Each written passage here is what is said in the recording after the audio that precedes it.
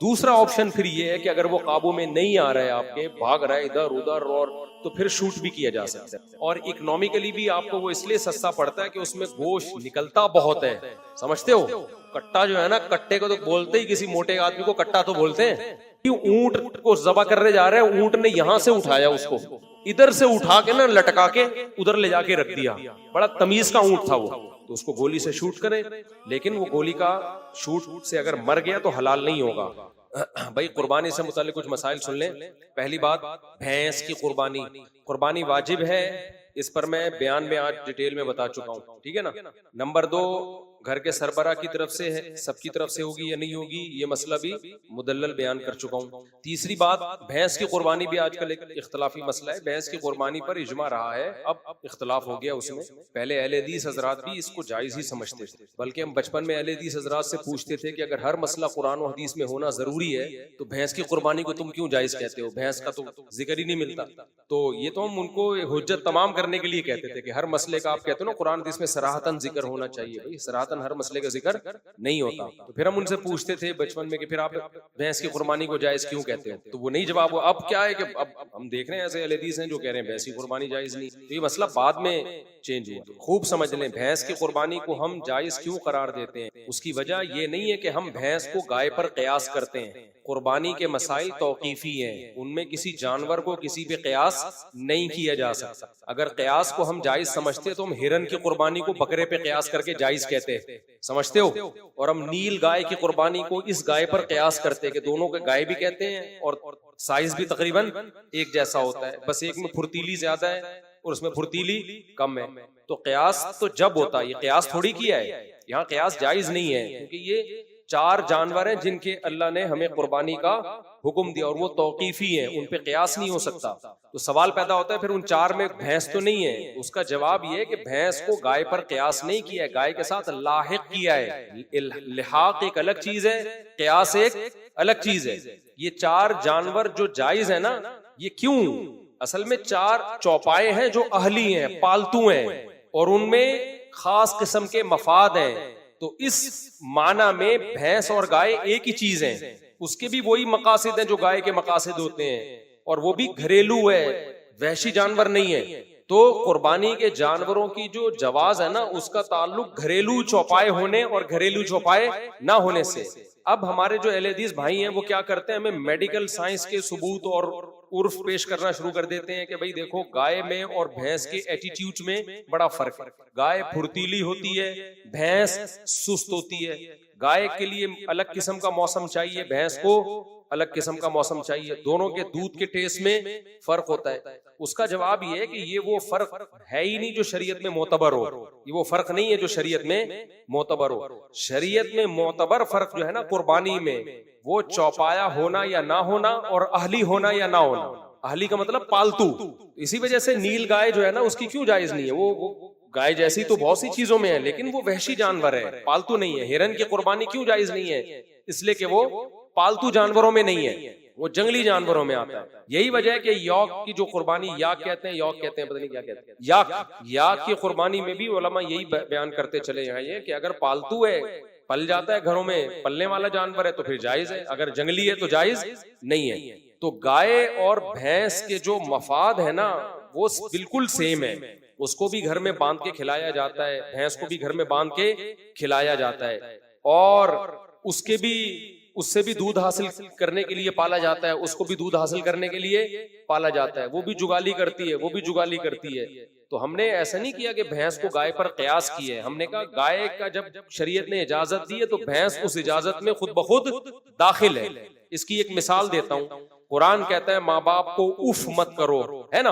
अब कोई के गालियां देना जायज है, और गालियों को मैं कयास कर रहा हूं उफ पर, सॉरी गालियां देना भी हराम है, गालियों को मैं कयास कर रहा हूं उफ पर, कि जब उफ कहना हराम है तो उस पर कयास करके मैंने कहा कि गालियां देना भी क्या है, हराम है। हम कहेंगे गालियों को उफ पर कयास नहीं किया जाएगा, गालियां उफ के हुक्म में दाखिल हैं, क्योंकि उफ से लफ्ज उफ मुराद नहीं है। उफ का मतलब है तकलीफ देना, तो तकलीफ में गालियां तो बतरीके वाला दाखिल होंगे कि नहीं होंगी। तो जब इस्लाम ने कहा ना ये 4 जानवर हैं, तो ये 4 जानवर नहीं है, इन जानवरों में कुछ चीजें कदरे मुश्तरक हैं, तो जो भी होगी उसमें वो यही 4 में ही दाखिल होगा। वो समझते हो, चाहे तौर तरीकों में फर्क ही क्यों ना हो। अगर तौर तरीकों में फर्क से हुक्म तब्दील होना होता तो फिर गायों गायों में बड़ा फर्क होता है। अरब में जो गाय हलाल थी वो पंजाब की गाय वैसी है ही नहीं भाई। अरबों में जब कुरान नाजिल हुआ, गाय ज़बह करने का हुक्म दिया, तो कौन सी गाय थी? वो तो सऊदी अरब की गाय थी ना, मक्का मदीना की गाय थी। उसको अलग मौसम चाहिए, पंजाब की गाय को अलग मौसम चाहिए, ऑस्ट्रेलिया की गाय को अलग मौसम चाहिए। सबके दूधों में बड़ा फर्क है, सबके लाइफ स्टाइल में बहुत फर्क है। ऑस्ट्रेलिया की गाय अरब की गर्मी बर्दाश्त ही नहीं कर सकती है। हमारी भैंस तो बर्दाश्त कर लेगी, लेकिन ऑस्ट्रेलिया की गाय बर्दाश्त नहीं कर पाएगी। ऑस्ट्रेलिया की गाय में दूध ज्यादा है, गाय कम है, और हमारी गाय में गाय ज्यादा है, दूध कम है। इतने सारे अगर फर्क की वजह से हुक्म तब्दील होता तो फिर तो बहुत सारे फर्क, खुद गायों गायों में बहुत फर्क है।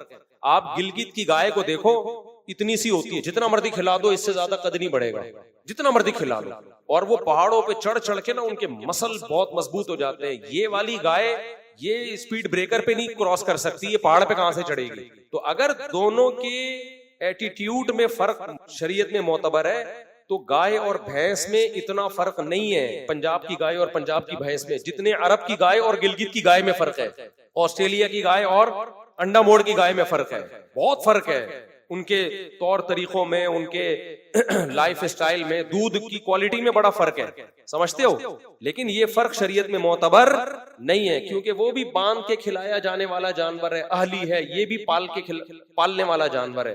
तो इसलिए चौपाया हो पालतू हो, ये है असल।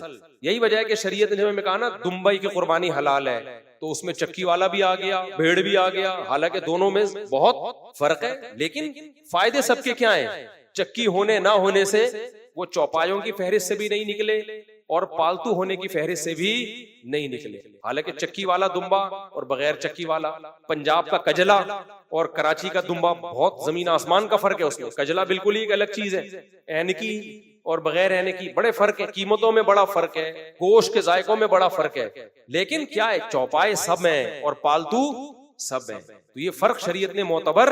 अरबों में जो दुम्बे होते थे, हो सकता है वो पंजाब में होते ही ना हो वो वाले दुम्बे, अब हो गए हो, पहले ना होते हो। लेकिन जब दुम्बा है तो चौपाया है और घरेलू है, तो फिर इन फर्क का शरीयत में एतबार नहीं है। इसलिए हमारे नजदीक बिल्कुल वही गाय की भैंस की कुर्बानी में अजर है जो गाय की कुर्बानी में है। समझते हो? बैल काटो भैंस काटो कोई फर्क नहीं है, बल्कि भैंसा इस लिहाज से ज्यादा बेहतर है कि माहिरीन जो हकीम हैं, जो ग़िज़ाओं के माहिर होते हैं, वो हकीम कहते हैं कि भैंस के गोश्त में फायदे गाय के गोश्त से ज्यादा है, उसमें फैट भी कम होता है, और इकोनॉमिकली भी आपको वो इसलिए सस्ता पड़ता है कि उसमें गोश्त निकलता बहुत है। समझते हो? कट्टा जो है ना, कट्टे को तो बोलते ही, किसी मोटे आदमी को कट्टा तो बोलते हैं, भैंसा ही तो बोलते हैं उसको।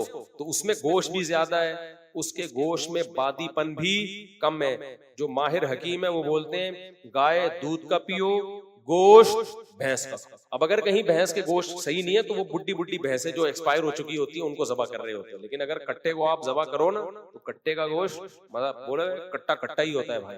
अलबत्ता हमारे यहाँ कट्टा इसलिए कुर्बान नहीं किया जाता भैंसा कि वो होता कमबख्त इतना ताकतवर है और इतने मसल्स होते हैं उसमें गोश्त से भरे हुए कि कसाई गिराने के चक्कर में 2-4 कसाई खुद गिर जाते हैं। यानी कसाई उस कट्टे को गिराए, इससे पहले कट्टे का खतरा होता है कि उसकी गर्दन इतनी, हमारे एक दोस्त लेकर आ गए थे 2 साल पहले, वो गर्दन ही कंट्रोल में नहीं आ रही किसी की, इतनी बड़ी गर्दन है उसकी, वो हिली वो जगह से ही नहीं कोई हिला पा रहा। तो इसलिए भी लोग डरते हैं। तो उस सूरत में शरीयत का मसला ये है कि अगर जानवर गिराना आपके लिए बहुत मुश्किल हो रहा है और उसमें डर है कि लोगों को नुकसान ना पहुंचाए। आप देखो ना, वीडियोस आ रही होती हैं, गाय यहाँ से भागी, तगड़ तगड़ तगड़ तगड़ 5-6 बच्चों को पेलती हुई निकल गई, बैल भागा, काबू बेकाबू हो गया। कुर्बानी में ऐसा होता है। हमारे एक दोस्त ने बताया कि हम एक बैल लेकर आए, इतना तगड़ा बैल था, वो किसी को करीब नहीं आने दे रहा था, बस जो करीब आया उठा के किक मारता था ना। तो कह रहे हैं बड़ा एक्सपर्ट कसाई लेकर आए, कसाई शो भी बहुत मारते हैं आजकल। कह रहे हमने उनको बोला कि भाई ये बहुत खतरनाक बैल है, इसको जरा एहतियात। ने कहा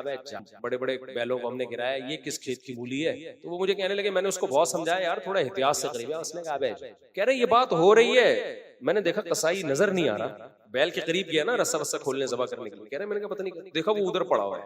कह रहे बातों बातों में बैल ने घुमा के जो फ्लाइंग किक मारी है ना, पता ही, और किक मार के बैल ऐसे खड़ा हुआ है जैसे कुछ हुआ ही नहीं, इसका रोज का काम है, डेली का काम है। कह रहे मैं देख रहा हूँ वो कसाई वहां पड़ा हुआ है। तो फंडरगिरी अच्छी नहीं होती। तो ऐसा कोई डेंजरस किस्म का, खतरनाक किस्म का बैल हो तो पहला काम ये कर सकते हैं, बजाय तमाशा महल्ले में बनाने के ना, वो भाग रहा है, रस्से तोड़ रहा है, 5-6 बंदों को उठा उठा के पटक रहा है, तो ऐसे मौके पे बेहतर ये है कि 2 धारी छुरी लेके ना उसकी गर्दन पे खड़े खड़े ही उसको मार दे गर्दन। समझते हो? 2 धारी छुरी क्या होती है, आराम से घुस जाती है, तो उसको आप खड़े खड़े ही बांध के ना उसको उसकी गर्दन पे छुरी घुसा दे, उससे जब ब्लीडिंग होगी बहुत ज्यादा तो नीचे गिरेगा, फिर प्रॉपर ज़बह कर दें उसको। ये सबसे बेहतर तरीका है। लोग शूट करते हैं गोली से शूट करने के बजाय इस तरह से करें, क्योंकि इसमें ब्लीडिंग ज्यादा है। जानवर हलाल करने का एक बड़ा मकसद है उसका खून जिस्म से बाहर निकलेगा। गोली में वो काम प्रॉपर वे में होता नहीं और तकलीफ भी ज्यादा होती है जानवर को। दूसरा ऑप्शन फिर ये है कि अगर वो काबू में नहीं आ रहा है आपके, भाग रहा है इधर उधर, और तो फिर शूट भी किया जा सकता है। तो उसको गोली से शूट करें, लेकिन वो गोली का शूट से अगर मर गया तो हलाल नहीं होगा। जब गिर जाए फिर जाके उसको ज़बह कर दे। अलबत्ता गोली अगर धारीदार है, धारी का मतलब ब्लेड है उसके आगे, तो फिर बिस्मिल्लाह अल्लाहु ऊपर पढ़ के अगर आपने गोली चलाई और वो धार लग गई उसके अंदर, तो भी गिरेगा, तो आप पर ज़बह करना वाजिब है। लेकिन आपके पहुंचने से पहले अगर मर गया तो फिर हलाल है। समझते हो? तीर का शिकार हो गया या गोली का हो गया, तो गोली अगर नोक वाली धार वाली है, कलाशनकोफ की या टीटी की गोली नोक वाली नहीं होती, आगे से नोक तो होती है मगर धार नहीं होती उसकी, बिल्कुल ऐसे सुई हो ना, बिल्कुल घुप जाए, इस तरह से तो फिर हलाल होगा, वरना हलाल नहीं होगा। तो जानवर अगर काबू में नहीं आ रहा है तो फिर उसको काबू में लाने के लिए ये हीला और तरीका इख्तियार किया जा सकता है। लोग कहते हैं जुल्म होगा जानवर के ऊपर। ओ भाई, वो जो जुल्म कर रहा है आपके ऊपर, आप उसको कुर्बान करने के लिए लाए थे और उसने गली महल्ले के 5-6 बच्चे कुर्बान कर दिए। ये कौन सा कोई टांग लेके बैठा हुआ है, कोई घुटना लेके बैठा हुआ है? बकरीद में यही रिपोर्टें आ रही होती हैं। फिर यूट्यूब पे इतनी वीडियोस आई हुई होती हैं। वो एक तो मैंने देखी, ऊंट को ज़बह करने जा रहे हैं, ऊंट ने यहां से उठाया उसको, इधर से उठा के ना लटका के उधर ले जाके रख दिया। बड़ा तमीज का ऊंट था वो। मैंने कहा इस ऊंट को सलाम है, कुछ भी नहीं किया, यूं उठाया उसकी औकात दिखाने के लिए ना, कि 2 टके के आदमी नहीं है, तू मेरे को हलाल करने आया।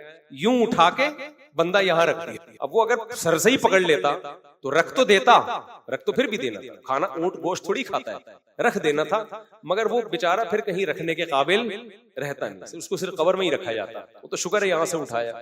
तो इतना ये इस टाइप की चीजें हो रही हैं, तो ऐसे मौके पे शरीयत की सहूलत से फायदा उठाना। तो ऐसा कोई तगड़ा जानवर है काबू में नहीं आ रहा तो तमाशे न बनाओ भाई। गली महल्ले में लोगों की चीजें टूट रही हैं, फूट रही हैं, मर रहे हैं लोग, तो फिर तमाशा बनता है, देखो ये मुसलमान लोग क्या कर रहे हैं। तो ऐसे मौके पे इसका फायदा उठाया जाए शरीयत की गुंजाइश से। एक बात तो ये हो गई।